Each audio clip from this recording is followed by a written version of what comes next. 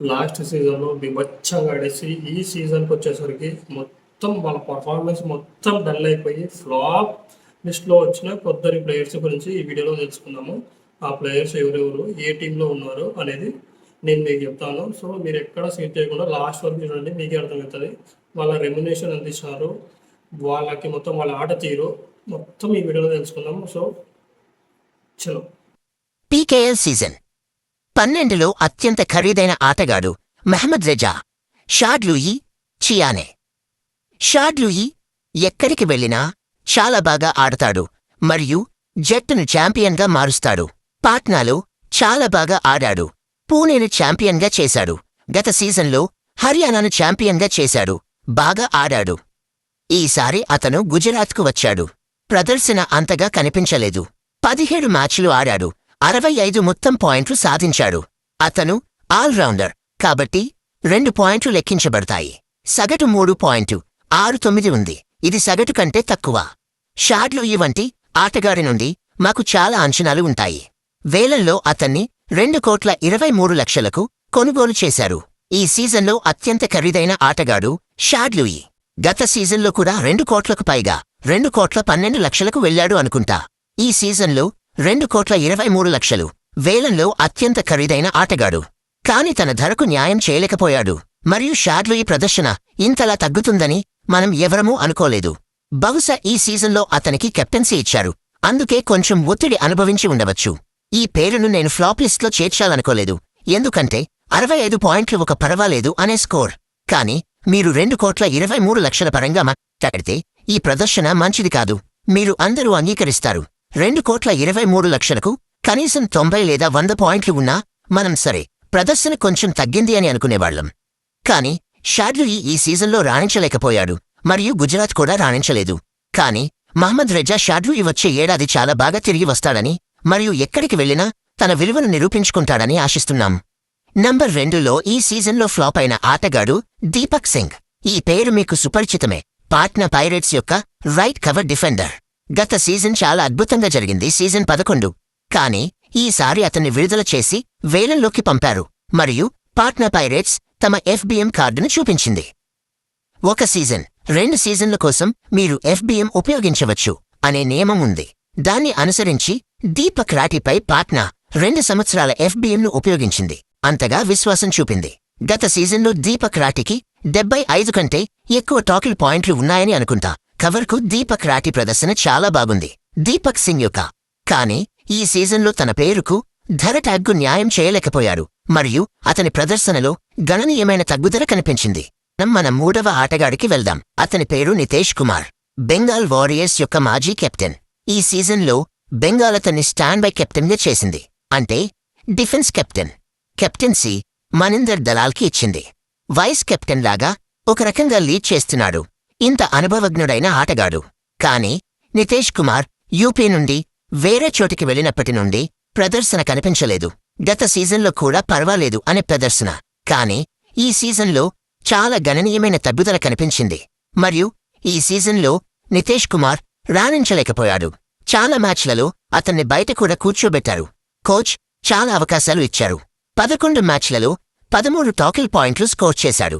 సగటు అర్ధరాత్రి 1:18 ఈ ప్రదర్శన మెచ్చుకోదగినది కాదు. చాలా తక్కువ ప్రదర్శన. నితేష్ కుమార్ వంటి ఆటగాడి నుండి మాకు చాలా అంచనాలు ఉంటాయి. 20,25,000కు అతనిపై ఎఫ్బిఎం కార్డు ఒక సీజన్ కోసం ఉపయోగించబడింది. నాకు గుర్తుంది, బెంగాల్ బీట్ చేసింది. అక్కడ దబంగ్ ఢిల్లీ బీట్ చేసింది. కాని బెంగాల్ విశ్వాసం చూపింది మరియు కెప్టెన్సీ మెటీరియల్ కూడా చూస్తుంది మరియు ప్రదర్శన మరింత మెరుగుపడుతుందని అనుకున్నారు. నేషనల్స్లో బాగా ఆడతాడు. కాని ఈ సీజన్లో పూర్తిగా ఫ్లాప్ అయ్యాడు. బెంగాల్ కూడా అవకాశాలిచ్చింది. 11 మ్యాచ్లిచ్చింది. కాని 13 టాకిల్ పాయింట్లు. ఈ ప్రదర్శనను మనం నితేష్ కుమార్ నుండి అనుకోలేము. తరువాత పేరు పర్వేష్ భైన్స్వాల్. ఇది కూడా ఒక పెద్ద పేరు. షాకింగ్ పేరు కూడా అనిపించవచ్చు. సునీల్ పర్వేష్ గురించి మాట్లాడితే పర్వేష్ ఈ లిస్ట్లో ఎలా ఉండగలరు? చూడండి, సునీల్ కుమార్ అద్భుతంగా ఆడుతున్నాడు. పర్వేష్ కూడా బాగా ఆడుతున్నాడు. కాని పర్వేష్ ప్రదర్శన ఒంటరిగా రావడం లేదు. మనం వ్యక్తిగతంగా మాట్లాడితే గత సీజన్లో కూడా 40 కంటే తక్కువ టాకిల్ పాయింట్లు ఉన్నాయి. ఈ సీజన్లో మొత్తం 19 మ్యాచ్లలో కేవలం 33 టాకీ పాయింట్లు ఉన్నాయి. మరియు సగటు చూడండి 2 కంటే తక్కువ 1.73 మరియు వేలంలో 25,10,000కు అతనిపై FBM కార్డ్ యు ముంబా ద్వారా ఉపయోగించబడింది. గత సీజన్తో పోలిస్తే ఈ సీజన్ అతనిది కాదు. 19 మ్యాచ్లలో 33 టాకిల్ పాయింట్లు మాత్రమే సాధించాడు. ఇది అతని స్థాయికి సరిపోని ప్రదర్శన. Not a good performance. అతనికి యు ముంబా చాలా అవకాశాలు, ఆపర్చునిటీస్ ఇచ్చింది. సంకేత్ సావంత్ పునేరి పల్టాన్ నుండి తన కెరీర్ ప్రారంభించాడు. కానీ వేలంలో ఆక్షన్ పాట్నా పైరేట్స్ అతన్ని కొనుగోలు చేసింది.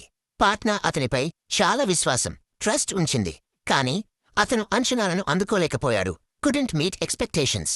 అతను 10 మ్యాచ్లలో 5 టాకిల్ పాయింట్లు మాత్రమే సాధించాడు. సగటు యావరేజ్ 1 కంటే తక్కువగా ఉంది. ఇది చాలా నిరాశపరిచింది. Very disappointing.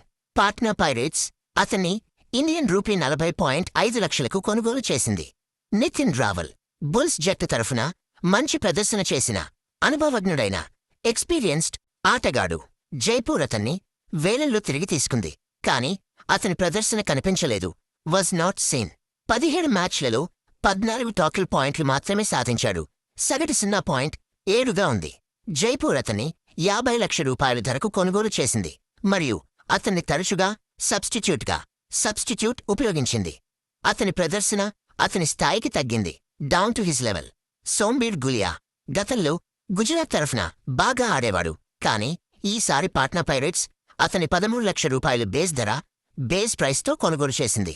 అతను 7 మ్యాచ్లలో 2 టాకిల్ పాయింట్లు మాత్రమే సాధించాడు. సగటు 0.28గా ఉంది. పాట్నా పైరేట్స్ అతనికి చాలా అవకాశాలిచ్చింది. కానీ అతని ప్రదర్శన చాలా దారుణంగా వెరీ పూర్ పర్ఫార్మెన్స్ ఉంది. మహేందర్ సింగ్ పూర్వస్థితి. హిమాచల్ ప్రదేశ్కు చెందిన అనుభవం ఉన్న ప్రో కబడ్డీ ఆటగాడు. బెంగళూరు బుల్స్ మాజీ కెప్టెన్. ఈ సీజన్ యూపీ యోద్ధాస్ ఇతన్ని విడుదల చేసి ఆక్షన్లో FM ఫ్యూచర్ మెమోరీ కార్డు ఉపయోగించి చాలా తక్కువ ధరకే తిరిగి కొనుగోలు చేసింది. విశ్లేషణ: యూపీ తమ కోర్ టీంను ఉంచుకోవాలని అనుకుంది. మహేందర్ సింగ్ పై నమ్మకం ఉంచి ఆక్షన్లో అనుభవజ్ఞుడిగా FBM కార్డు ఉపయోగించారు. ప్రదర్శన: గతంలో బుల్స్ తరఫున 50 నుండి 55 టాకిల్ పాయింట్లు సాధించేవాడు. ఈ సీజన్లో 18 మ్యాచ్లలో కేవలం 22 టాకిల్ పాయింట్లు, సగటు అర్ధరాత్రి 1:22 మాత్రమే సాధించాడు. స్పీకర్ అభిప్రాయం ప్రకారం అతడి ప్రదర్శన చాలా దిగజారింది మరియు అతను ఫ్లాప్ ప్లేయర్స్ లిస్ట్లో ఉంటాడు. ఆశీష్ నర్వాల్ పూర్వస్థితి. గత సీజన్లో పవన్ సెహ్రావత్ గాయపడినప్పుడు విజయ్ మాలిక్తో కలిసి రైడింగ్లో అద్భుతమైన ప్రదర్శన చేసి రెండో రైడర్గా తనను తాను నిరూపించుకున్నాడు. గత సీజన్లో 110 నుండి 120 రైడ్ పాయింట్లు సాధించాడు. ఈ సీజన్ చాలా నిరాశపరిచింది. కోచ్ అతనిపై నమ్మకం కోల్పోయి అతన్ని బెంచ్కి పరిమితం చేశాడు. ప్రదర్శన: 9 మ్యాచ్లలో కేవలం 12 రైడ్ పాయింట్లు, రైడర్గా సగటు అర్ధరాత్రి 1:33. ఆక్షన్: టైటాన్స్ ఇండియన్ రూపీ 15.70 లక్షలకు కొనుగోలు చేసింది. కానీ దబాంగ్ ఢిల్లీ అతన్ని FBM కార్డుతో ఒక సీజన్కు తిరిగి తీసుకుంది. కానీ అతను పూర్తిగా నిరూపించుకోలేకపోయాడు.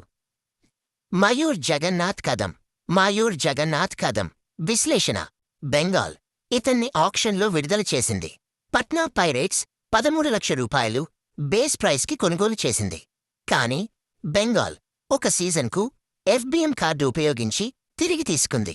ప్రదర్శన: గత సీజన్లో బాగానే ఆడినప్పటికీ ఈ సీజన్లో నిరూపించుకోలేకపోయాడు. 7 మ్యాచ్లలో కేవలం 7 టాకిల్ పాయింట్లు, సగటు 1 మాత్రమే సాధించాడు. అతని టాకిల్ స్ట్రైక్ రేట్ కేవలం 25% మరియు అతను గాయం కారణంగా బయటకు వెళ్లాల్సి వచ్చింది. ఇతను కూడా సూపర్ ఫ్లాప్ ప్లేయర్స్ లిస్ట్లో చేరాడు.